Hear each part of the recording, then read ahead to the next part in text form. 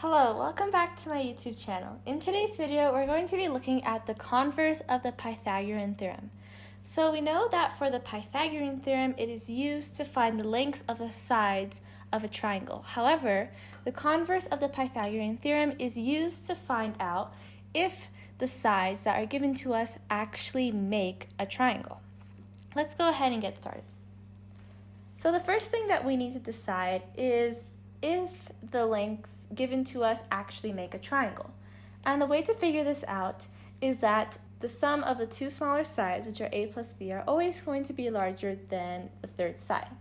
So for example, if the lengths 11, 11, and 15 are given to us, we could do 11 plus 11 and see if it is greater than 15. We know that 11 plus 11 is 22, and 22 is greater than 15. So we can say that these three lengths that are given to us do create a triangle. The next step to using the converse of the Pythagorean theorem is finding out what kind of triangle is made from our lengths.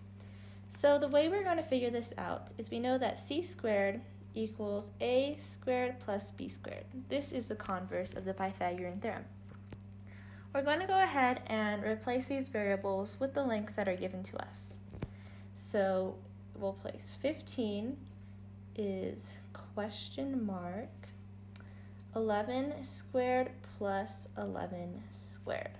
15 squared equals 225, and 11 squared plus 11 squared equals 242.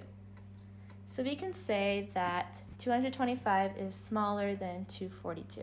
So these different symbols all have a specific meaning, especially when figuring out what type of triangle we're working with. So if these two sides of the equation are equal, we know that it is a right triangle. If it is greater than, then we know that the triangle is obtuse, and if it is a less than symbol, like in this case, you know that the triangle made is an acute triangle. So we can say that the triangle with lengths 11, 11, and 15 is an acute triangle.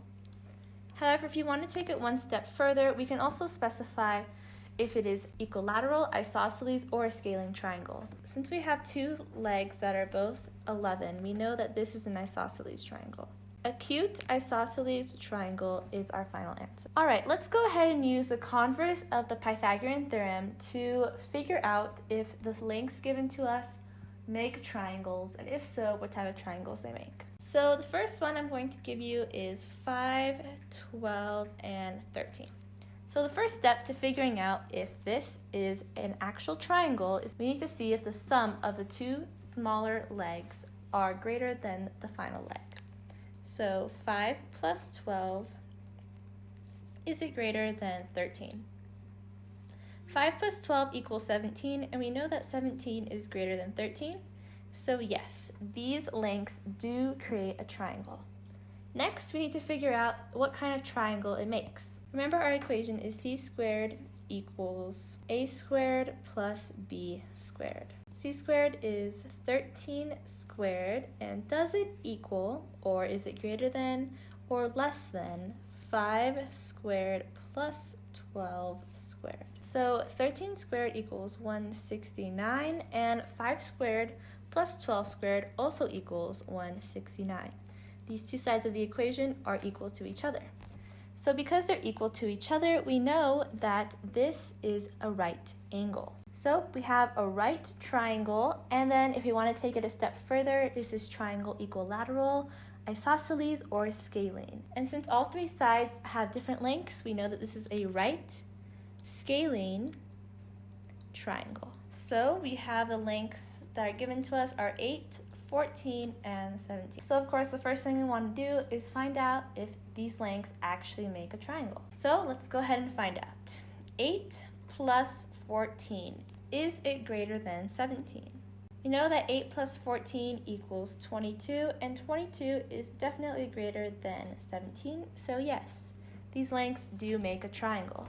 Now let's figure out what kind of triangle. All right, so now we need to go ahead and replace our variables. 17 squared, is it equal to, less than, or greater than 8 squared plus 14 squared. 17 squared equals 289, and 8 squared plus 14 squared equals 260.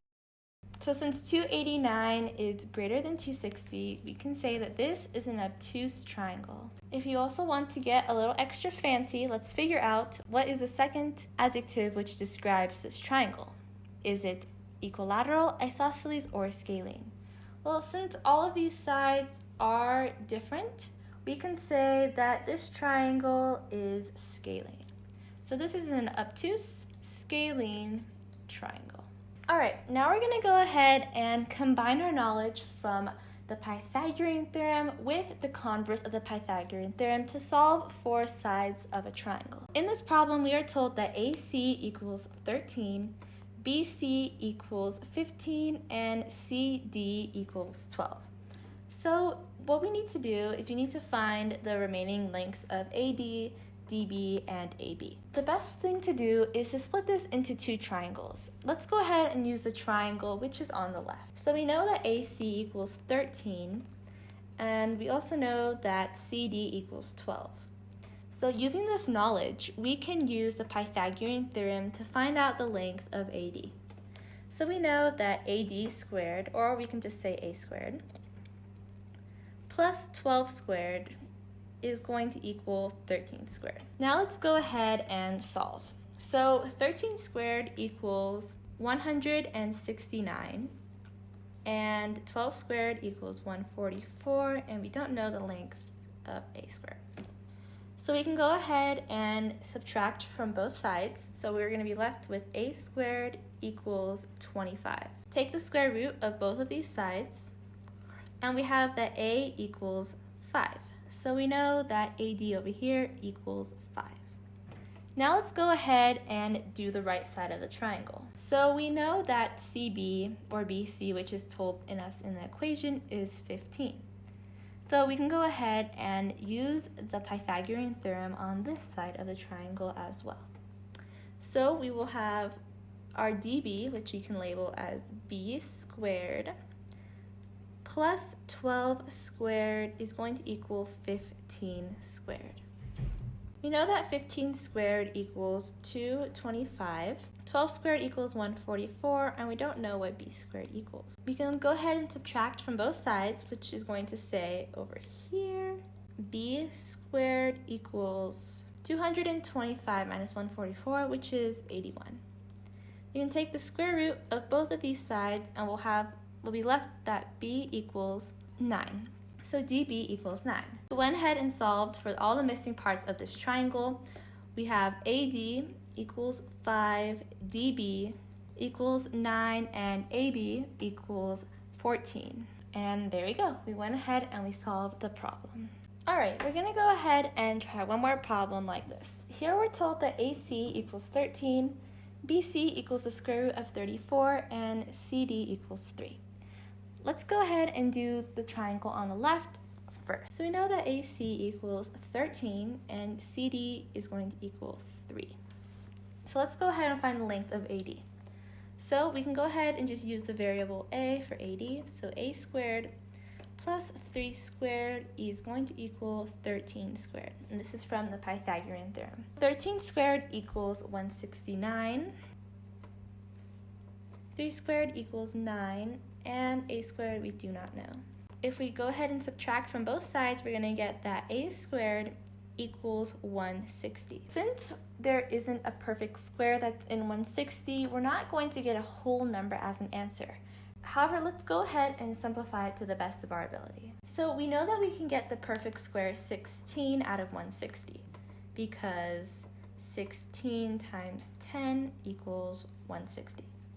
So we can take out a 16, which is going to be a 4, times the square root of 10. So 4 times the square root of 10 is going to equal A. All right, let's go ahead and solve for the other part of the triangle. So we know that BC is equal to the square root of 34, and we're going to go ahead and try to solve for BD. Starting off, we're going to write our Pythagorean theorem out. So BD, or we can just simplify as B squared plus 3 squared equals the square root of 34 squared. However, whenever you have a square root to the square, they both cancel each other out. So we're just going to be left with 34. So let's rewrite that. B squared plus 3 squared is going to equal 34. So now we're going to go ahead and simplify our 3 squared, which is 9. So b squared plus 9 equals 34. And then subtract 9 from both sides. So b squared is going to equal 25. We can go ahead and take the square root of both sides, and we're left with b equals 5.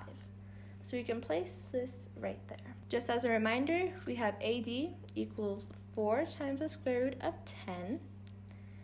DB is going to equal 5, and AB is going to equal 5 plus 4 times the square root of 10. Thank you guys so much for watching this video about the converse of the Pythagorean theorem. If you enjoyed it, please give it a thumbs up and subscribe to my channel down below if you haven't already. Thanks again for watching, and I'll see you in the next video.